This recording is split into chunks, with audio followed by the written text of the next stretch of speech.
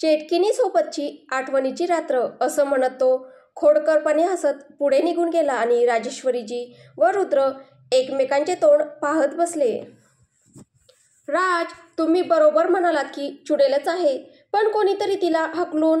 प्रिया खोलीत येऊन वाक्य पूर्ण करणार तेवढ्यातच राजने तिच्या ओठांवर बोट ठेवलं आणि तिच्या डोळ्यात पाहत बोलला, जेव्हा मी तुझ्याजवळ आहे तेव्हा कोणत्या चुडेलची कशाला भीती?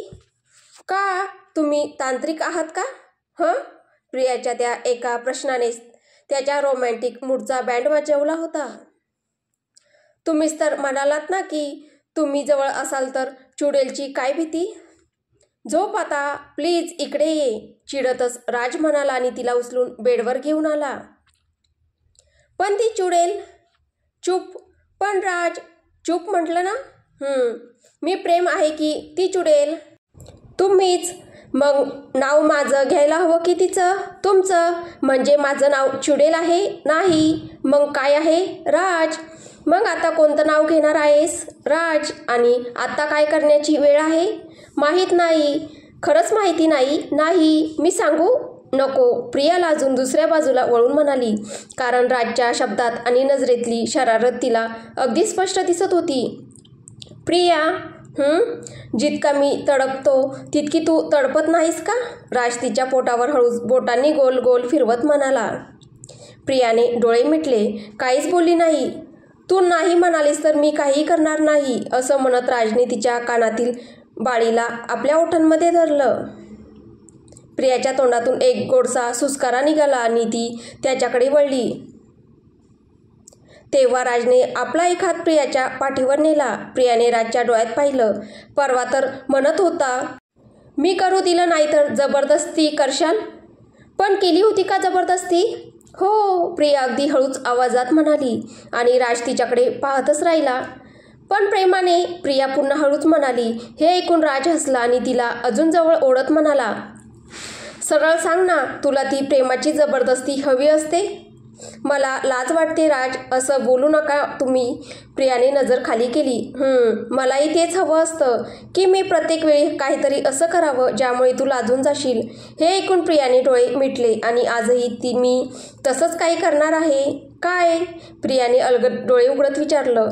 राज काही क्षण तिच्या डोळ्यात प्रेमाने पाहत राहिला आणि प्रिया शांतपणे वाट पाहत राहिली.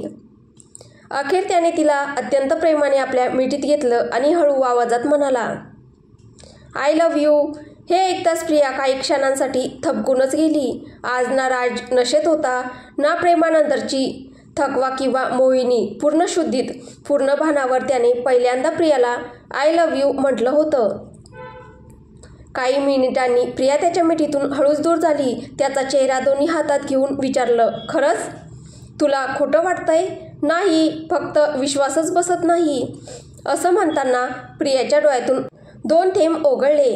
का रडतेस? राजने विचारलं. खूप वाट पाहिली आहे ना मी तुमची, म्हणून. मी तर तुझ्याच जवळ होतो. नाही, आज तुम्ही माझ्या अगदी जवळ आहात. आता नाही वाटत ना की मी तुम्हाला बदलून टाकेल, तडपवेन किंवा तुम्हाला माझ्या बोटावर नाचवेल? इतकं मनात साठवून का ठेवलं होतंस?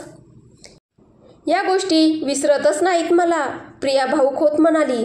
ऐक, आता मी अशा गोष्टी बोलेन ज्या ऐकून तू लाजशील किंवा आठवल्यावर हसशील, पण डोळे पाणावणार नाहीत. राज प्रियाच्या कपाळावर किस करत म्हणाला आणि प्रियाला आपल्या नवऱ्यावर प्रेम आलं. ती स्वतःच राजच्यावर आली आणि हळूहळू त्याचे ओठ चुमत राहिली. राजने स्वतःला आपल्या भोळ्या राणीच्या हवाली केलं. प्रियाने त्याचा शर्ट उघडून दोन्ही बाजूला सरकवला आणि हात व ओठ त्याच्या छातीवर फिरवू लागली. राजच्या तोंडातून एक सुस्कारा निघाला. त्याने प्रियाचे सगळे केस मुठीत गोळा करून धरले आणि मग ती रात्र दोघांनी एकमेकांवर प्रेम करत पूर्णपणे जागवली. 1 महिन्यानंतर आज कपूर कुटुंबात आनंदाचं वातावरण होतं, कारण गीता प्रेग्नंट असल्याचं समजलं होतं. पण आज घरात एक मोठा तमाशा होणार आहे हे मात्र कोणालाच माहीत नव्हतं. गीताचा पिरियड्स मिस झाल्यावर तिने घरीच प्रेग्नन्सी किटने टेस्ट केलं आणि रिपोर्ट पॉझिटिव्ह आला. पण तिने हे कोणालाही सांगितलं नाही, फक्त रुद्रला सांगितलं. तिचा विचार होता की सगळ्यात आधी डॉक्टरकडून तपासणी करून घेईल, मगच घरातील सगळ्यांना सांगेल. रुद्रने ही बातमी ऐकताच त्याचा आनंद काही थांबेच ना. तरीही गीताच्या सांगण्यावरून त्यानेही कुणालाच काही सांगितलं नाही. दोघंही हॉस्पिटलला गेले आणि डॉक्टरांकडून तपासणी झाली आणि खात्री झाली की गीता प्रेग्नंट आहे. डॉक्टरांनी सर्व माहिती आणि सूचना दिल्या. दोघं जेव्हा कारमध्ये बसले तेव्हा रुद्रने ड्रायव्हरला थोड्या वेळासाठी बाहेर पाठवलं आणि गीताला घट्ट मिठी मारली. त्याचा आनंद पाहून गीताही खळखळून हसू लागली. गीता, माझी मेहनत रंग आणली, रुद्र तिला छेडत म्हणाला. रुद्र, हद्दच होते तुमची, एकदम बेशरम झालात तुम्ही, असं म्हणत गीताने त्याच्या खांद्यावर हलकासा चापट मारला. यात बेशर्मी काय आहे? बोलणं तर खरं आहे ना. आणि थँक्यू, माझं कुटुंब पूर्ण करणारी तू आहेस. ज्या इच्छा महिनोमहिने मनात होत्या त्या आज खऱ्या होत आहेत. हे ऐकून गीता लाजली आणि पुन्हा आनंदाने त्याच्या मिठीत शिरली.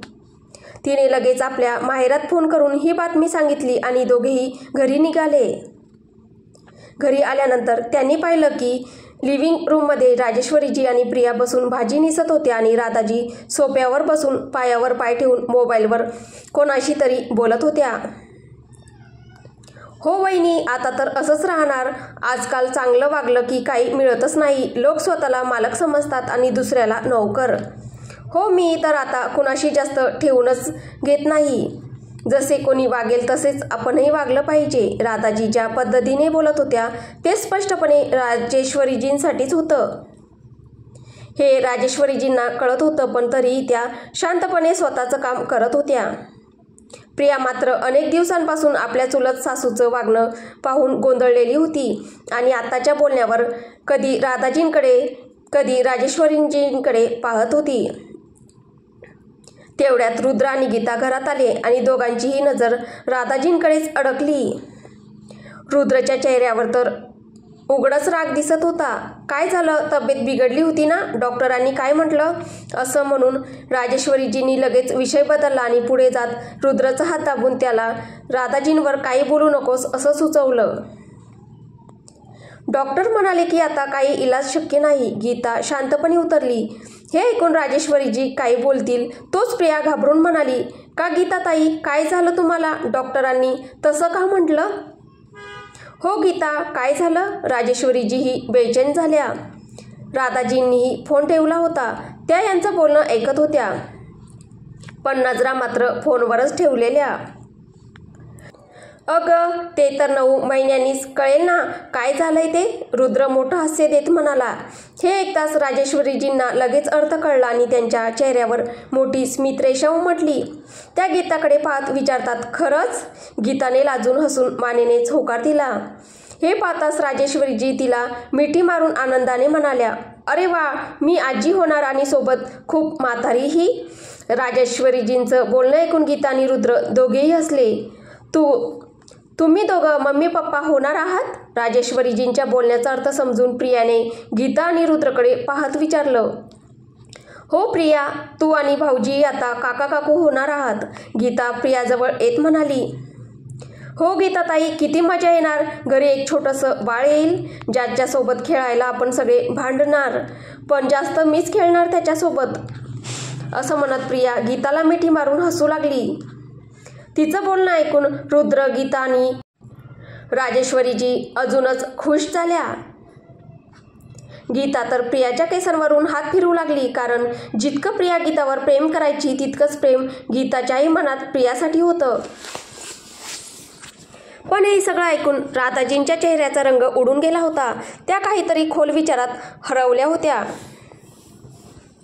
आई, मी राजला आणि माझ्या घरी ही बातमी सांगून येते, हो ना? असं बोलून प्रिया फोन घेऊन किचनकडे धावत गेली.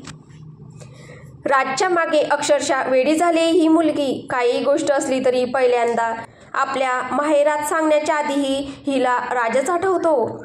राजेश्वरीजी हसून म्हणाल्या. राजेश्वरीजी यांनी रुद्र आणि गीता यांना राधाजीजवळ जाण्यासाठी इशारा केला आणि राजेश्वरीजींचे म्हणणे न टाळता ते दोघे त्यांच्याजवळ गेले. पण त्यापूर्वीच राधाजी उठून तिथून निघून गेल्या. आत स्वयंपाकघरात प्रियाने दोनदा राजला फोन केला, पण फोन बिझी येत होता म्हणून तिने पुन्हा फोन केला नाही. कारण परत परत फोन केल्यावर राज रागावतो. पण त्याला ही बातमी न सांगता तिला राहवतही नव्हते. ती तर आपल्या माहेरी फोन करत नव्हती. कदाचित त्याच वेळी राजेचा फोन येईल आणि नंतर तिने फोन केला तर तो उचलणार नाही, असे विचार करत असतानाच राजचा फोन आला. हॅलो, प्रियाने उत्साहाने फोन उचलत म्हटले. बोल. तुम्हाला एक गोष्ट माहिती आहे का? नाही माहीत. तर मी सांगते ना. जरुरी नसेल तर नंतर बोलतो, आता थोडा बिझी आहे. जरुरी आहे, जरुरी आहे, प्रियाने घाईघाईने म्हटलं. काय झालं? गीताताई आणि रुद्रदादा आई बाबा होणार आहेत. हे ऐकताच राज हसला आणि म्हणाला, खूप छान बातमी आहे. हो ना, आणि आपणही काका काकू होऊ. आणि किती मजा येईल ना जेव्हा छोटंसं बाळ येईल. मला तर वाट बघवत नाही. का वाट बघवत नाही? राजे आता तिच्या बोलण्यामध्ये रस घेऊन म्हणाला. कारण मला त्याचा क्यूट चेहरा बघायचा आहे, त्याला कुशीत घेऊन झुलवायचं आहे, त्याचा हसू ऐकायचं आहे. तो रडला तर मी त्याला अंगाई गीत म्हणेन, त्याला माझ्याजवळ झोपेन. तुम्ही त्याच्याशी लहान मुलांसारखंच बोलाल. तो थोडा मोठा झाला की सगळे त्याच्या मागे मागे धावतील. मी तर त्याच्यासोबत खेळणी खेळेन, कार्टून पाहीन, झोका झुलेल. अरे किती मजा येईल ना राज. प्रियाच्या अशा बोलण्यावर राज तिथेच हलकेसे हसत मान हलवतो. मुलांची आतुरता असते. राज हळूच म्हणाला. काय? काही नाही. तू खुश आहेस ना? खूप. मग आपल्या हाताने काहीतरी गोड बनवून कोणाला खाऊ घातलं नाही का? हो, मी तेच विचार करत होते. मग काय ठरवलंस? काय बनवू? हेच विचार केलंस का की काय बनवू? नाही, म्हणजे बनवशील. ही कसली मिठाई आहे? राजप्रियाला चिडवण्यासाठी एकही चान्स सोडत नव्हता. नाही म्हणजे थोडी मिठाई आहे. मग काय आहे? राज, तुम्हीच सांगा ना, काय बनवू? मूग डाळीचा हलवा. खरंच? हो, आणि माझ्यासाठी थोडा ठेव, सगळ्यांना वाटून संपवू नकोस. नाही, मी स्वतः खाणार नाही, पण तुमच्यासाठी तर ठेवणारच. मी म्हटलं का तू खाऊ नकोस? नाही, मग मीही खाईन. ठीक आहे, आता ठेवतो, मला काम आहे. राज, हो, आय लव्ह यू, प्रियाने प्रेमाने म्हटले. राज हसत, गुड डिसिजन, भेटू रात्री, असं म्हणत त्याने फोन ठेवला. प्रियाही फोन ठेवून हसू लागली आणि तिने लगेच आपल्या माहेरी फोन केला. राजेश्वरीजींनी प्रियाला रात्रीच्या जेवणासोबत काहीतरी गोड बनवायला सांगितले आणि प्रियाने तसंच केलं. पण थोडंसं गोड ती आधी सगळ्यांना घालू इच्छित होती. ही खुशी साजरी करण्यासाठी म्हणून प्रियाने हलव्याची वाटी बाहेर आणली आणि राजेश्वरीजी, गीता आणि रुद्र यांना खाऊ घातले. राधाजी त्यांच्या खोलीत होत्या म्हणून प्रिया त्यांच्याकडे गेली. हे कोणालाही माहीत नव्हते. खोलीचा दरवाजा उघडाच होता आणि राधाजी फोनवर बोलत होत्या. काकू, असं म्हणत प्रिया हलव्याची वाटी घेऊन आत गेली. तेवढ्यात पाय पुसायच्या कार्पेटमध्ये तिचा पाय अडकला आणि ती सावरू शकली नाही. हलवा उडून राधाजींच्या साडीवर पडला खालच्या बाजूला आणि हलवा तसाही थंड होता. सॉरी काकू, माझा पाय त्यात अडकला होता. तुम्ही ठीक आहात ना? असं म्हणत प्रिया खाली बसलीच होती. इतक्यात राधाजींनी निर्गुणपणे तिचा हात पकडून तिला जोरात वर ओढलं आणि एक जबरदस्त चापट मारली. त्या थपडीने प्रिया थिजून गेली. गालावर हात ठेवून ती अवाक होऊन राधाजींकडे पाहू लागली. मूर्ख तर आहेसच, आंधळी आहेस काय? कुणी सांगितलं तुला इथे यायला? दार ठोठावलं होतंस का?